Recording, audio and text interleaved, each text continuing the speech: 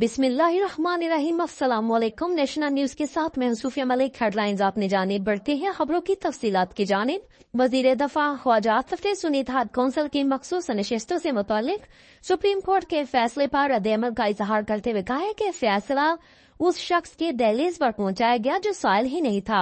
Home delivery की गई। सियालकोट में मीडिया नुमाइंदगान से बातचीत करते हुए ख्वाजा आसिफ का कहना था कि आला तरीन अदलिया के बारे में गैर जरूरी बयानात से गुरेज करता हूँ, लेकिन आइन की सरबुलंदी के लिए किरदार अदा करते रहेंगे। सारा नजर सियासतदानों पे गिरता है, हम वो सहते रहे।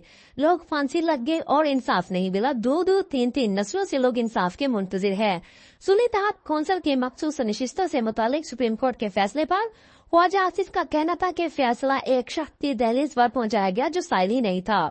फैसले की होम डिलीवरी की गई। उन्होंने मजीद कहा है कि अदालत में सुन्नी इत्तेहाद कौंसिल आई थी, पीटीआई का तो नामो निशान नहीं था। सब जानते हैं कि अरकान अपने पार्टी निशान पर इलेक्शन लड़ते हैं।